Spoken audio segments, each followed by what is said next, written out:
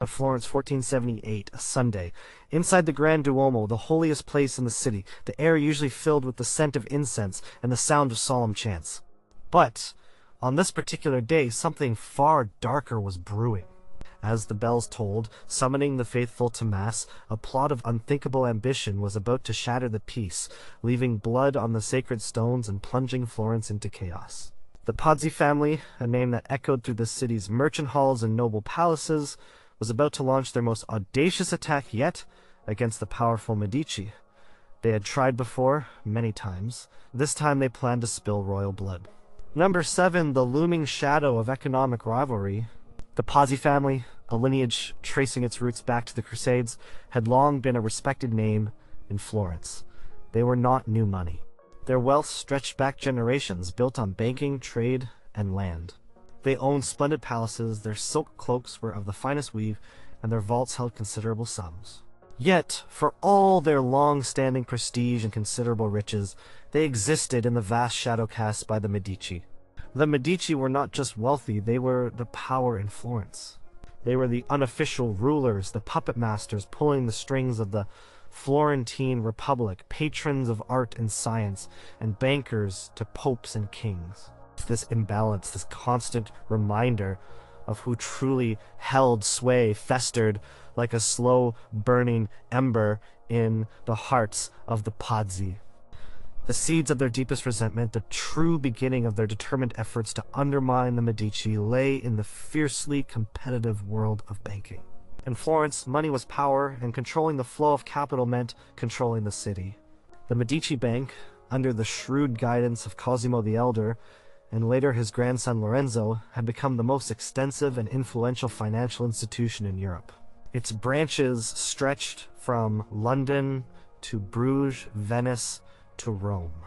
They managed papal finances, lent money to kings, and held the purse strings that often dictated the course of wars and alliances. The Pazzi, while certainly a formidable banking house in their own right, always found themselves playing catch-up, always slightly behind. One particular source of contention, a bitter financial battle that escalated the Pazzi's simmering disdain into overt hostility, revolved around the lucrative alum mines of Tolfa. Alum was a crucial commodity in the Renaissance. It was indispensable for dyeing textiles, a cornerstone of Florence's economy. Control over alum mines meant control over a significant portion of European industry. For years, the Medici Bank had enjoyed a near monopoly on the papal alum mines, a privilege granted by Pope Pius II. This agreement brought immense profits and bolstered the Medici's already vast influence with the Holy See. It was a golden goose, laying eggs of pure gold. Then Pope Sixtus IV ascended to the papal throne in 1471. Sixtus IV was a formidable figure, determined to consolidate papal power and enrich his own family, the Della Rovere. He looked at the Medici's immense wealth and influence with a mixture of admiration and envy. He also saw an opportunity. The Pazzi, ever opportunistic, saw their chance. They approached Sixtus IV with a proposition. They offered to take over the alum contract, and crucially, they offered better terms to the papacy. They promised a larger share of the profits, a tempting offer for a pope eager to finance his ambitious building projects in Rome and to expand his temporal dominion. Francesco de Pazzi, one of the leading figures of the Pazzi family, was particularly instrumental in this maneuver. He was a man of keen financial acumen, ambitious, and deeply resentful of the Medici's dominance. He understood that striking at the Medici's financial heart was the most effective way to weaken their grip on Florence. He spent considerable time in Rome, cultivating a relationship with Sixtus IV and his ambitious nephew Girolamo Riario. Riario, in particular, nurtured a deep animosity towards Lorenzo de' Medici, seeing him as an obstacle to his own burgeoning power in Italy. This personal dislike aligned perfectly with the Pazzi's commercial ambitions. The negotiation for the alum contract was a delicate dance. The Pazzi, through Francesco, presented themselves as loyal servants of the church, capable bankers, and, implicitly, a more pliable financial partner than the Medici, who often seemed to treat the Pope as an equal rather than a superior. They promised a greater return to the papal coffers, a direct challenge to the Medici's long-standing arrangement. The Medici, for their part, scoffed at the Pazzi's audacity. They had deep roots in papal finance. They had cultivated these relationships for decades. They believed their position was unassailable. However, Sixtus IV was not interested in tradition or loyalty when a better deal presented itself. In a stunning blow to the Medici, the Pope transferred the lucrative alum monopoly from the Medici Bank to the Pazzi Bank. This was not just a commercial transaction, it was a profound political statement. It signaled a shift in papal favor, an open endorsement of the Medici's rivals. The financial implications were significant, cutting into the Medici's profits and diminishing their financial leverage in Rome, but the symbolic blow was even greater. It was a public humiliation, a clear sign that the Medici's power, while vast, was not absolute. Lorenzo de' Medici, the de facto ruler of Florence, responded with a furious quiet. He understood the game. He knew that the Pope's decision was not just about alum, it was about undermining his authority. He saw it as a deliberate act of aggression, a challenge to his family's preeminence.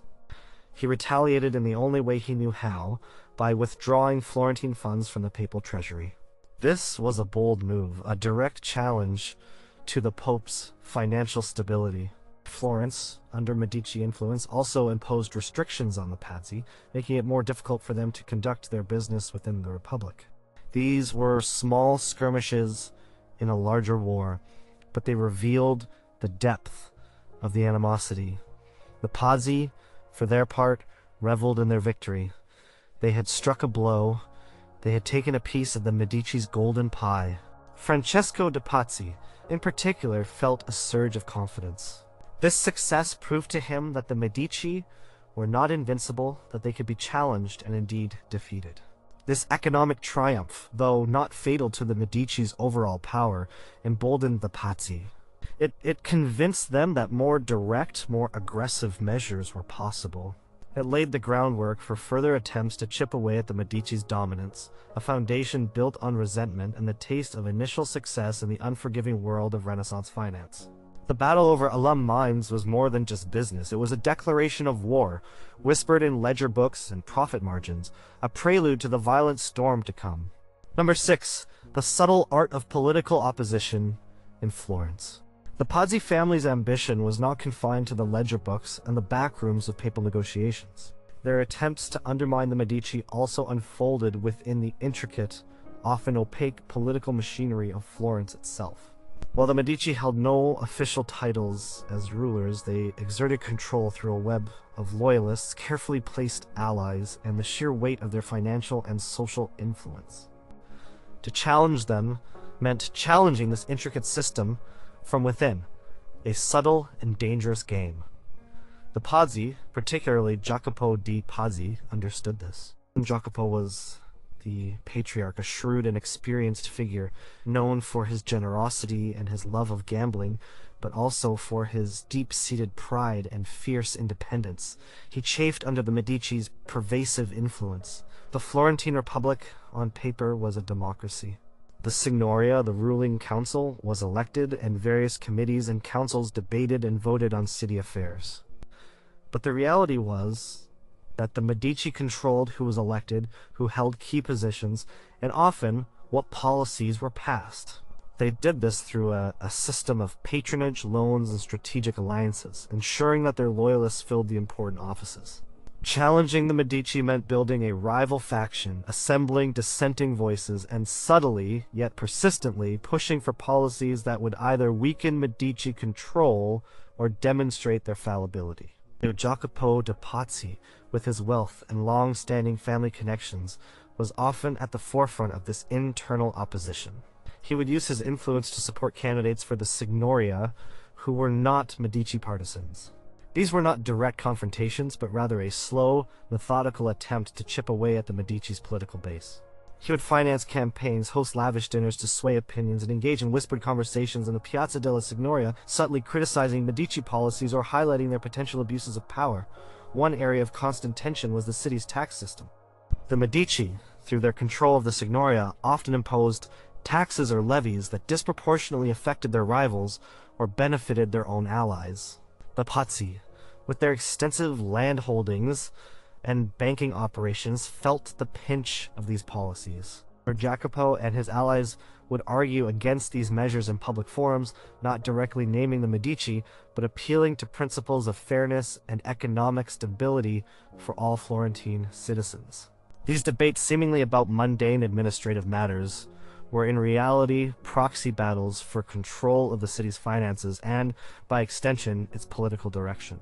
Another significant point of contention was the Medici's foreign policy. Lorenzo de' Medici, known as Lorenzo the Magnificent, was a master diplomat. He sought to maintain a delicate balance of power in Italy, often forming alliances and making decisions that served Florence's, and thus the Medici's interests.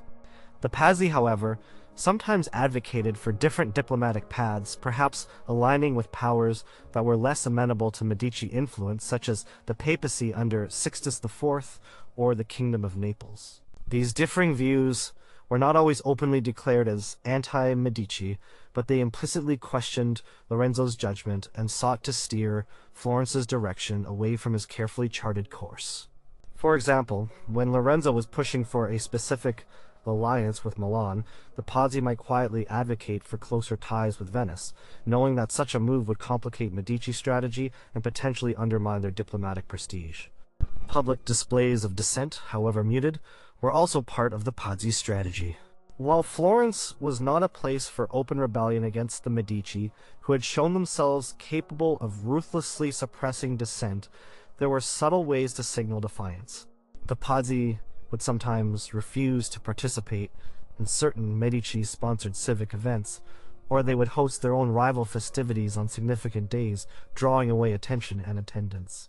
Their lavish banquets, always a showcase of their wealth and social standing, served not only to entertain but also to cultivate networks of allies and admirers who were not necessarily loyal to the Medici. These were social skirmishes, but in a society where public image and patronage were everything, they carried significant weight. The Pazzi also attempted to build their own network of loyalists within the Florentine government and bureaucracy. They sought to place their own men in important offices, from customs officials to notaries, who could then subtly obstruct Medici directives or provide intelligence on their plans. These were not always high-profile positions, but their cumulative effect could create friction and inefficiency for the Medici. For instance, a Pazzi-aligned official in the tax office might delay the processing of a Medici-favored merchant's documents, or a notary might conveniently misplace a critical land deed that served Medici interests. These were minor acts of bureaucratic sabotage designed to create headaches and demonstrate that the Medici's grip was not entirely unshakable. Perhaps the most direct form of political opposition, though still largely conducted through indirect channels, involved the Pazzi's attempts to manipulate public opinion. They would spread rumors, highlight unpopular Medici decisions, and subtly fan the flames of discontent among ordinary Florentine citizens. The Medici, for all their patronage of the arts and their reputation as benevolent rulers, also levied heavy taxes and occasionally acted with authoritarian swiftness against perceived threats. The Pazzi sought to capitalize on any existing grievances, presenting themselves as defenders of Florentine liberty against what they portrayed as Medici tyranny. They might quietly fund pamphleteers or encourage critical discussions in taverns and public squares, painting the Medici as overly ambitious or corrupt.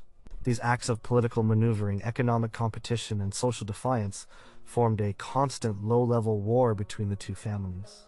It was not a war of armies, but of influence, prestige, and control over the city's institutions. Jacopo de' Pazzi, in particular, was a master of this subtle game. He believed that if enough pressure was applied, if enough loyalties were shifted, and if enough opposition was quietly cultivated, the Medici's hold on Florence would eventually weaken, perhaps even crumble, without the need for outright violence. This period of quiet, persistent political opposition was a long and frustrating one for the Pazzi, but it was a crucial step in their escalating rivalry, showing them the limits of their subtle tactics and, ultimately, pushing them towards more drastic measures. The failure of these gradual efforts to dislodge the Medici through political means would eventually pave the way for a much bloodier scheme. Number 5. Forging chains of strategic marriages and alliances. The Pazzi family understood that undermining the Medici required more than just financial competition or political maneuvering within Florence. The Medici's power derived not only from their wealth and control of the city's government, but also from their extensive network of alliances, particularly through carefully arranged marriages. These unions created bonds between powerful Florentine families, cementing loyalties and expanding their sphere of influence. To challenge this, the Pazzi had to build their own counter-network, forging strategic alliances that could one day rival the Medici's dominance. This was a long-term game played out in dowries, wedding feasts, and intricate family trees.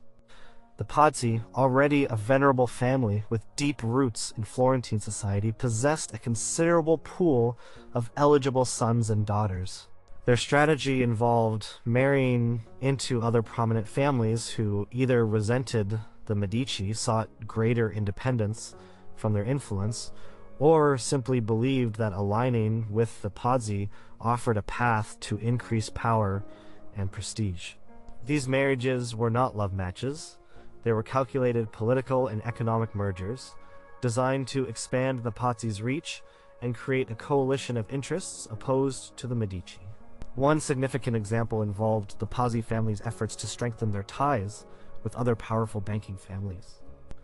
While the Medici dominated the international stage, there were other wealthy Florentine houses, like the Salviati, who also chafed under Medici supremacy. The Pazzi saw common cause with these families. They would arrange marriages that brought together capital, connections, and shared grievances.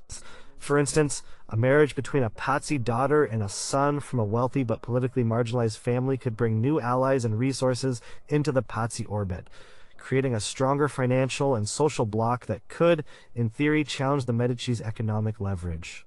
Beyond purely Florentine alliances, the Pazzi also looked beyond the city walls, seeking to establish relationships with powerful figures in other Italian states. This was a particularly ambitious and dangerous strategy, as it often involved engaging with rivals of the Medici on the broader Italian political stage. The Medici under Lorenzo meticulously crafted a foreign policy aimed at maintaining Florentine independence and regional stability, which often meant containing the ambitions of other major powers like the papal states, Milan, or Naples.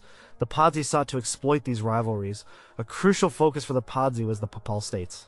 As seen with the alum contract, they had already cultivated a relationship with Pope Sixtus IV, who was increasingly at odds with Lorenzo de' Medici. The Pazzi understood that papal favor could be a powerful weapon. They worked to deepen these ties, not just through financial dealings, but also through personal connections.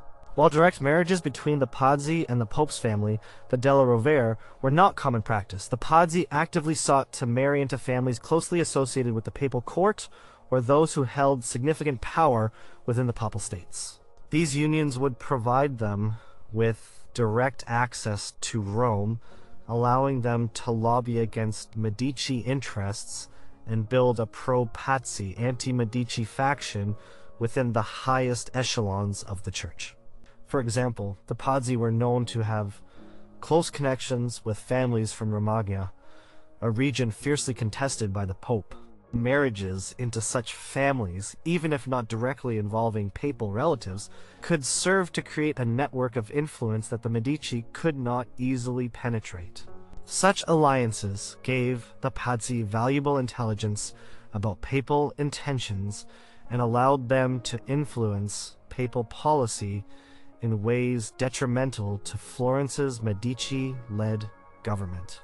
Another avenue for strategic alliances involved cultivating relationships with noble families from the Kingdom of Naples. King Ferdinand I of Naples, known as Ferrante, was often wary of Florentine power and particularly suspicious of Lorenzo de' Medici's growing influence. The Pazzi recognized this underlying tension and sought to exploit it. While records do not explicitly detail marriages between the Pazzi and the Neapolitan royal family, the Pazzi family maintained strong diplomatic and commercial ties with Naples. They would send agents and envoys to the Neapolitan court, subtly portraying themselves as an alternative power bloc in Florence, one that might be more amenable to Neapolitan interests than the Medici. They aimed to create a perception that if the Medici were removed, the Pazzi could offer a more favorable and less expansionist Florentine government to Naples. These strategic alliances were not always about direct opposition. Sometimes they were about subtle shifts in loyalty, about creating a sense of alternative power, or about building a wider network that could one day serve as a base for a more direct challenge. The Pazzi understood that the Medici's power rested on their ability to isolate their rivals and control the flow of information and resources. By weaving their own web of marriages and alliances, the Pazzi aimed to break this isolation, to create alternative channels of influence, and to build a broad base of support that stretched beyond the immediate confines of Florence. However, these efforts were often met with countermeasures from the Medici. Lorenzo de' Medici was acutely aware of the Pazzi's machinations. He would sometimes actively block Pazzi marriage alliances or use his own influence to undermine their efforts to gain new allies. For instance, if a Pazzi arranged marriage was set to consolidate power with a family within Florence, Lorenzo might offer a more lucrative match or a more advantageous political appointment to steer that family away from the Pazzi. He played the game with equal, if not greater, skill. Despite these challenges, the Pazzi's persistent efforts to build strategic alliances through marriages and other diplomatic means represented a crucial part of their long-term strategy to undermine the Medici. They recognized that power in Renaissance Italy was not merely about military might or economic dominance, but also about the intricate bonds of family, patronage, and political loyalty. By attempting to construct a rival network of alliances, the Pazzi hoped to encircle the Medici, to isolate them, and ultimately to erode the foundations of their power, setting the stage for more dramatic confrontations. These quiet, calculated moves, hidden beneath the veneer of social custom, were as much a part of their war as any open dispute. Number 4. The bitter struggle over the Archbishopric of Pisa. The conflict over the Archbishopric of Pisa represents a particularly bitter and public instance of the Pazzi family directly trying to undermine the Medici, demonstrating their willingness to use spiritual authority for political gain. This dispute was not merely about who held a church office, it was a clear power struggle, a test of wills between Lorenzo de' Medici and Pope Sixtus IV, with the Pazzi family acting as the primary catalyst and beneficiary.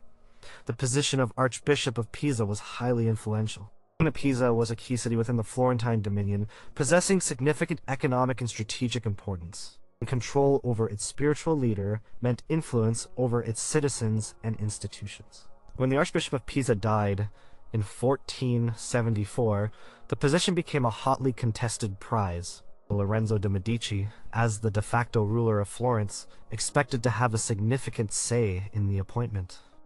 He had a candidate in mind, his brother-in-law, Rinaldo Orsini, a member of a powerful Roman family, which would further strengthen his connections in Rome and solidify his influence in Pisa. However, Pope Sixtus IV, increasingly hostile towards Lorenzo and eager to assert papal authority, had his own candidate, and that candidate was Francesco Salviati. Francesco Salviati was no stranger to the Pazzi. He was a Florentine, but more importantly, he was a known adversary of the Medici and a close ally of the Pazzi family. He was also a relative of the Pazzi through marriage, his sister having married Jacopo de' Pazzi's son. Appointing Salviati to such a crucial position would be a direct slap in the face to Lorenzo, placing a known anti-Medici figure in a strategic location within Florentine territory. The Pazzi family, seeing an unparalleled opportunity, immediately threw their full support behind Salviati's candidacy. Francesco de' Pazzi, already a frequent visitor to Rome and a trusted confidant of Girolamo Riario, the Pope's ambitious nephew, lobbied relentlessly on Salviati's behalf. They argued that Salviati was a man of integrity, deeply learned, and capable of serving the church with distinction. They painted him as the ideal candidate, ignoring his known animosity towards the Medici.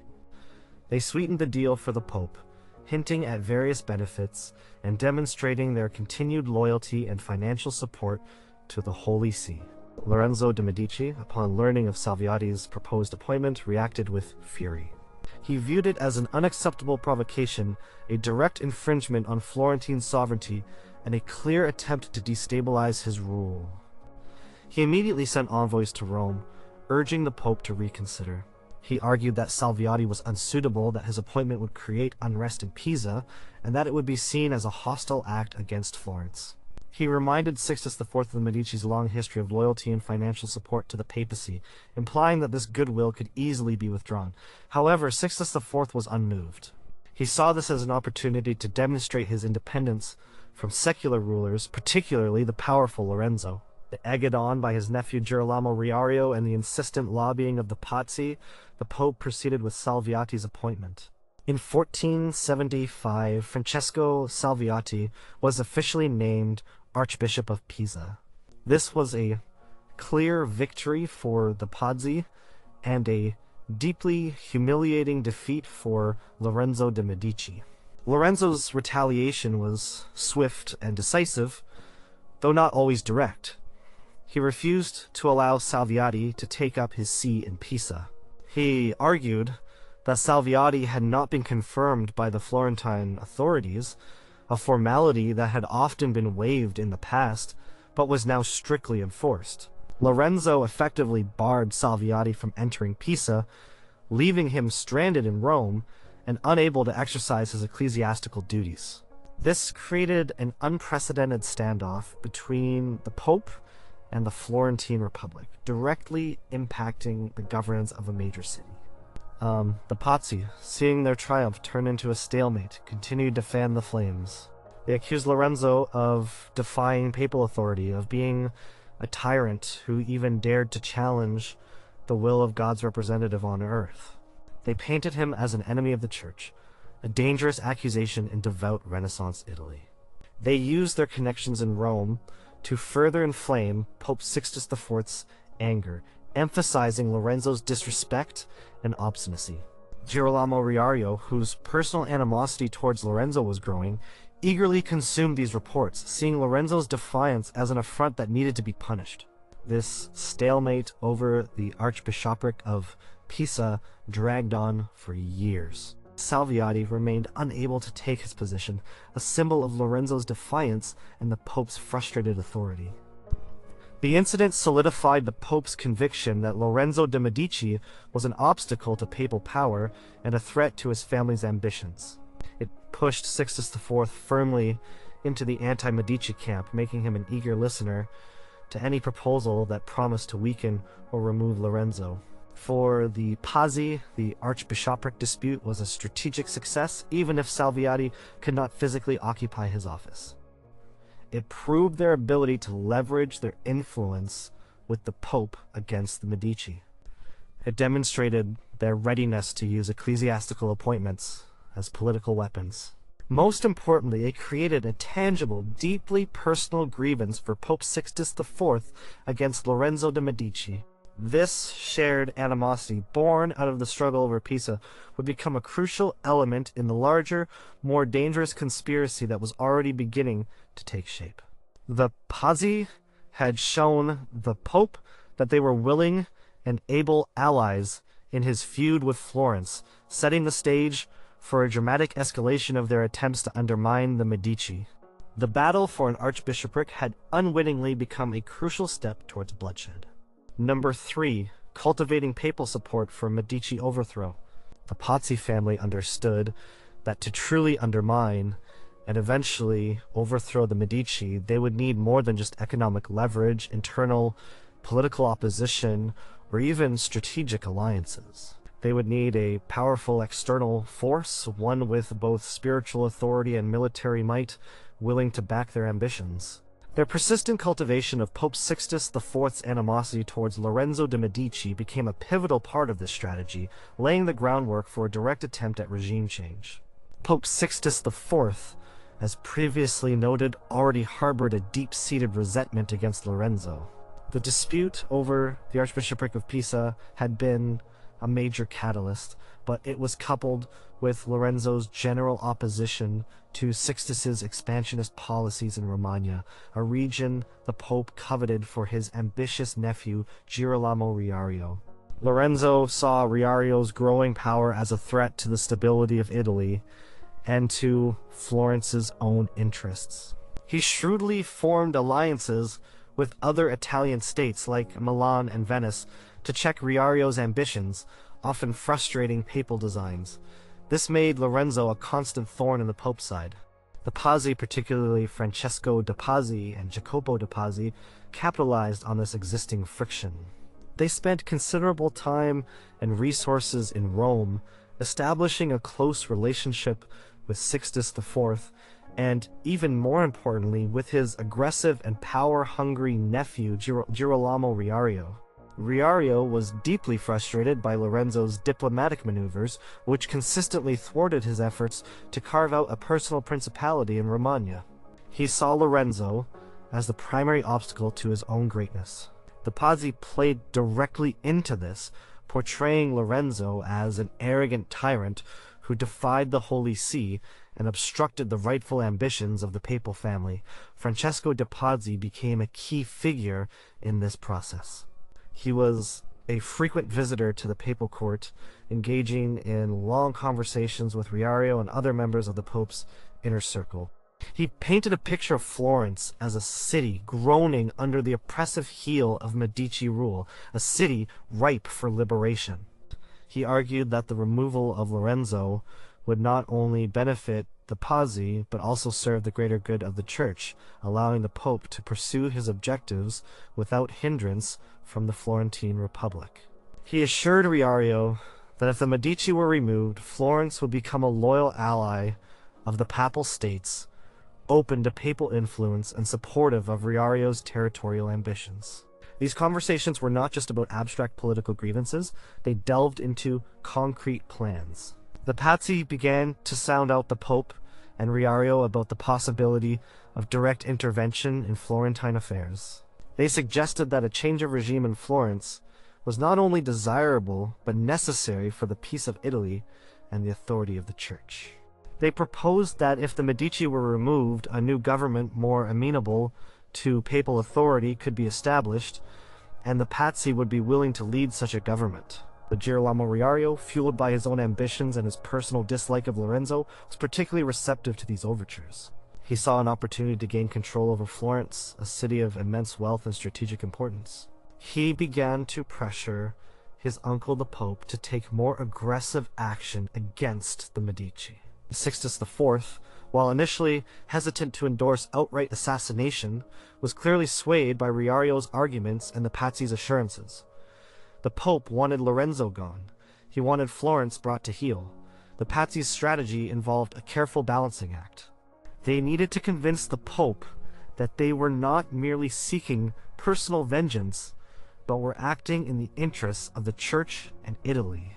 They presented themselves as the legitimate alternative to the Medici, a family that would restore Florence to its proper place as a loyal servant of the papacy. They emphasized their long-standing ties to the Church, their financial services, and their commitment to orthodoxy. The Pope, while eager to see Lorenzo's power curtailed, was also cautious about appearing to endorse violence against a Christian ruler. He sought a more legitimate means to remove Lorenzo.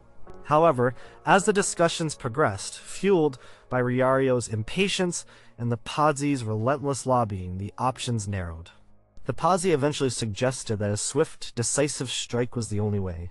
They proposed a coup, perhaps even involving the elimination of Lorenzo and his brother Giuliano to guarantee a clean break from Medici rule. They assured the Pope that the Florentine people, freed from the Medici's tyranny, would embrace a new Pazzi-led government, especially with papal blessing. In accounts from the time, including later confessions of conspirators, suggest that Pope Sixtus IV gave his tacit approval for the removal of the Medici, though he insisted that no lives should be lost. However, he also empowered Riario to assist the Pazzi in their venture, providing financial aid and military support. This was a crucial turning point. The Pazzi had successfully turned the Pope, the supreme spiritual authority of Christendom, into a direct ally in their efforts to undermine the Medici. They had convinced him that Lorenzo was an enemy of the church, justifying any means to remove him. This cultivation of papal support was the most significant and dangerous step taken by the Pazzi in their long campaign against the Medici. It transformed their rivalry from a local Florentine power struggle into an international conspiracy backed by the enormous prestige and resources of the Papal States. With the Pope's tacit blessing, or at least his looking the other way, the Pazzi were now emboldened to plan their most audacious and violent attempt yet to remove the Medici from power once and for all. They had secured the ultimate political and spiritual sanction for their scheme, setting the stage for the infamous events that would soon unfold in the Duomo. Number 2. The brutal execution of the Pazzi conspiracy. The Pazzi conspiracy, planned for years and carefully cultivated with papal backing, represented the most extreme and violent attempt by the Pazzi family to undermine the Medici. This was no longer about subtle maneuvers or financial competitions. It was a direct, bloody assault designed to eliminate the Medici brothers and seize control of Florence. The plot was hatched primarily by Francesco de Pazzi, the fiery and ambitious banker, and Girolamo Riario, the Pope's ruthless nephew, with the full support of Archbishop Francesco Salviati, still barred from his Pisa. They gathered a diverse group of co-conspirators, including members of other anti-Medici families, mercenaries, and even some disgruntled Florentine officials. Among the most crucial conspirators was Giovanni Battista de Montesecco, a seasoned mercenary captain in Riario's service, who was initially hesitant to commit murder within a church, but eventually persuaded by the promise of reward and Riario's authority. The initial plan was to assassinate Lorenzo and Giuliano de' Medici at a banquet hosted by Jacopo de Pazzi. However, Giuliano unexpectedly fell ill and could not attend. This forced a change of plans, highlighting the conspirators' impatience and desperation. A new, more audacious plan was devised. The assassination would take place during High Mass on Sunday, April 26, 1478, inside Florence's most sacred building, the Duomo. This decision to commit murder in a church demonstrated the extreme lengths to which the conspirators were willing to go, defying moral and religious norms. The selection of the Duomo for the assassination was both strategic and symbolic. It ensured that both Lorenzo and Giuliano would be present, as they were expected to attend the most important Mass of the week. It also meant that the act would occur in a public and highly visible setting, sending a clear message to the Florentine populace about the end of Medici rule. The conspirators believed that the citizens, witnessing the fall of their tyrants in such a dramatic fashion, would rise up and welcome a new Pazzi-led government. On that fateful Sunday morning, the atmosphere in the Duomo was one of ordinary devotion. The Medici brothers, Lorenzo and Giuliano, arrived, seemingly unsuspecting.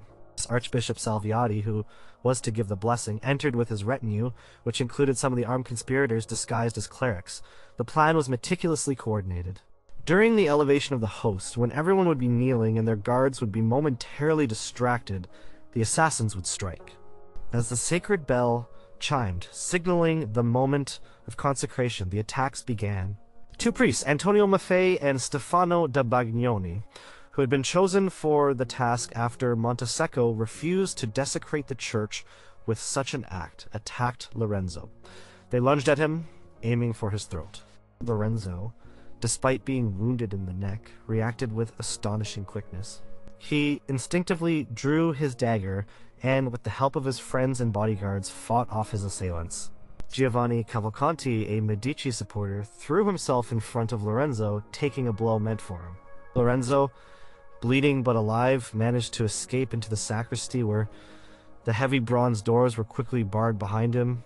Meanwhile, a separate group of assassins, led by Bernardo Bandini Baroncelli and Francesco de Pazzi himself, attacked Giuliano de' Medici. Giuliano, younger and less experienced in fighting than his brother, was caught off guard.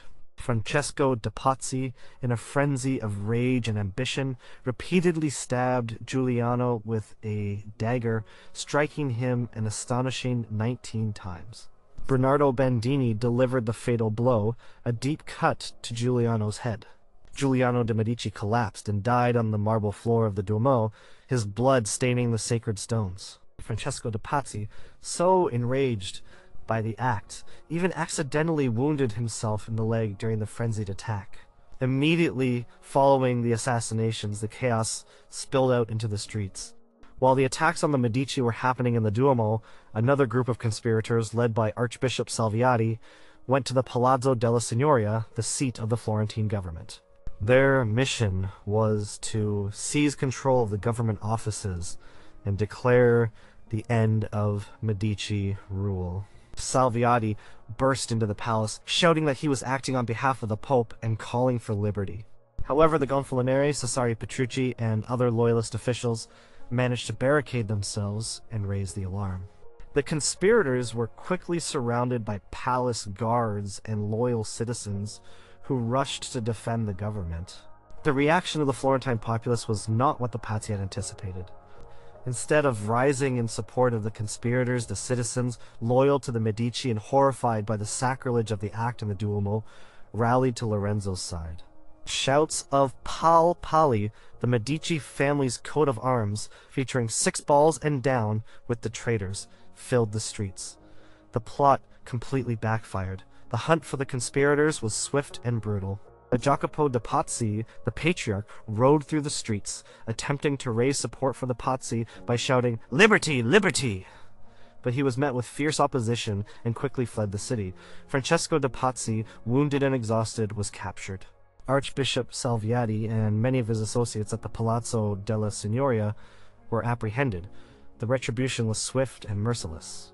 Within hours, the conspirators were rounded up and executed. Francesco de Pazzi was stripped naked and hanged from a window of the Palazzo della Signoria alongside Archbishop Salviati, still in his ecclesiastical robes.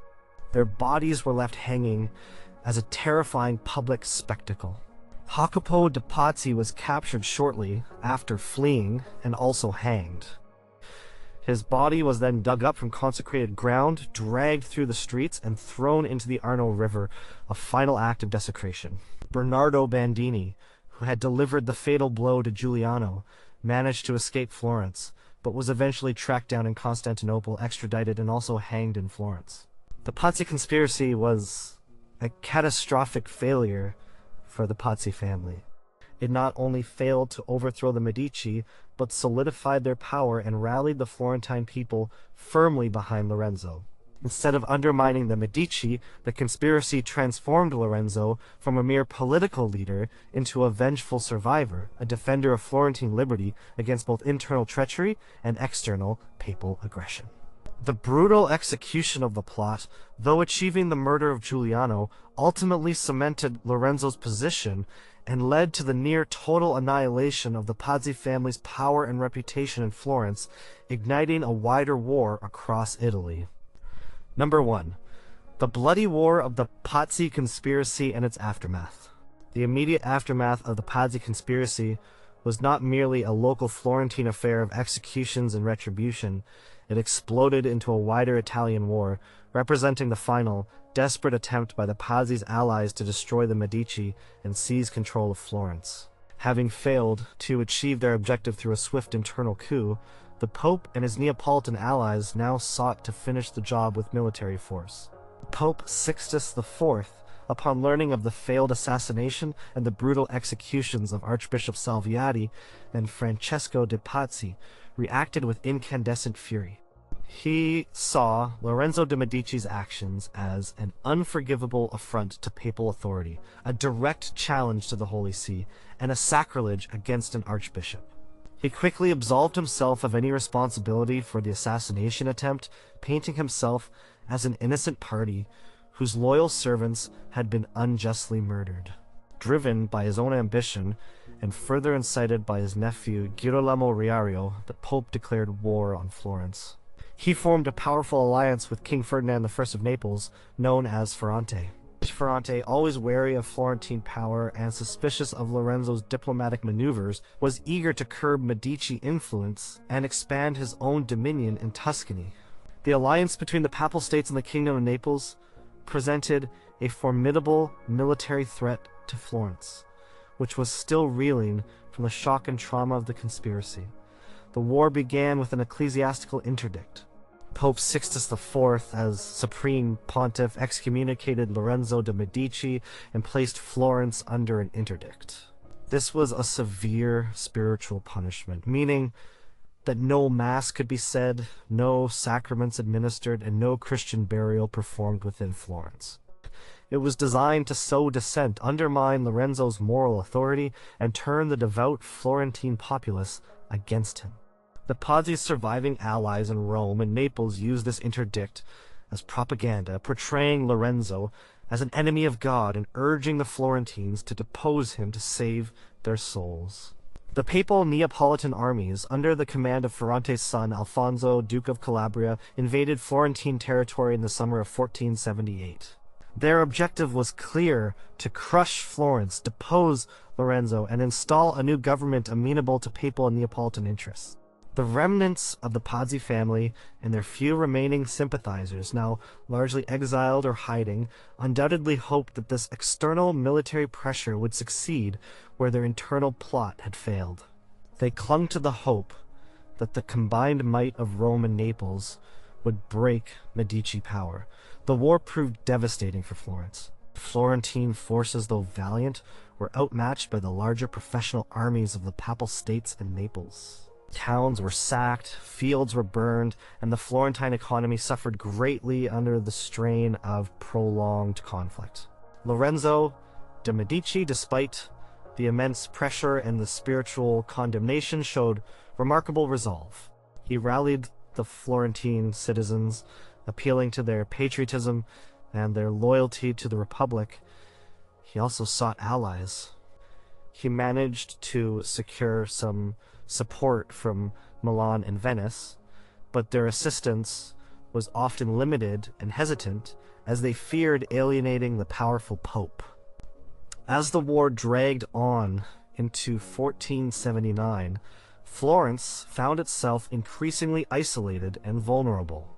The financial burden was immense, and the morale of the populace began to wane.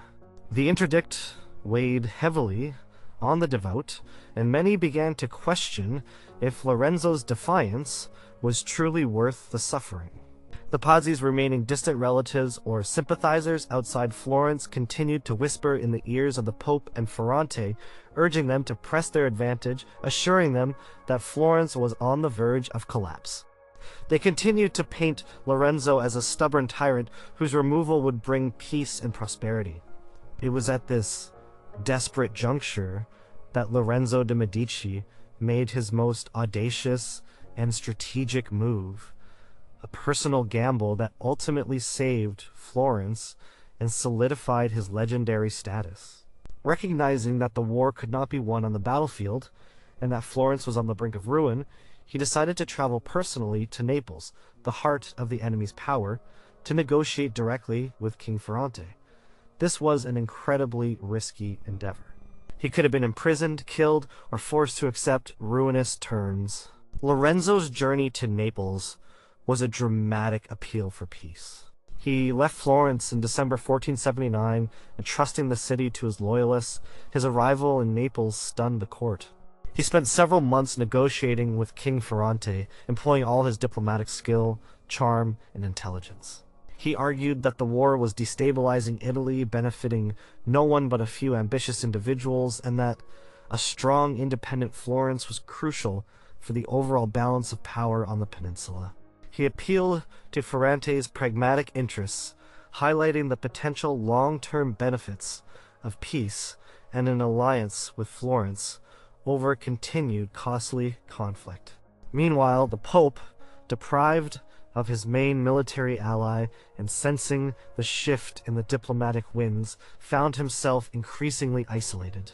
The Pazzi's remaining hopes for a successful overthrow of the Medici depended entirely on the papal Neapolitan alliance. As Lorenzo successfully swayed Ferrante towards peace, these hopes withered. By March 1480, Lorenzo achieved a diplomatic triumph. He secured a separate peace treaty with King Ferrante, effectively breaking the papal Neapolitan alliance. Ferrante, impressed by Lorenzo's courage and shrewdness, agreed to withdraw his troops from Florentine territory. This was a catastrophic blow to Pope Sixtus IV's ambitions and to the Pazzi's final, desperate attempt to unseat the Medici. The Pope, left without his main military force, was forced to grudgingly make peace with Florence later that year, though he continued to harbor resentment.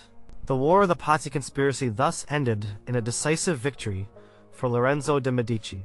Despite the initial bloodshed and years of hardship for Florence, the Pazzi family was almost entirely wiped out in Florence. Those who had participated in the conspiracy were executed or exiled, their property confiscated, their name disgraced. The family's coat of arms was defaced throughout the city, a permanent mark of their treachery.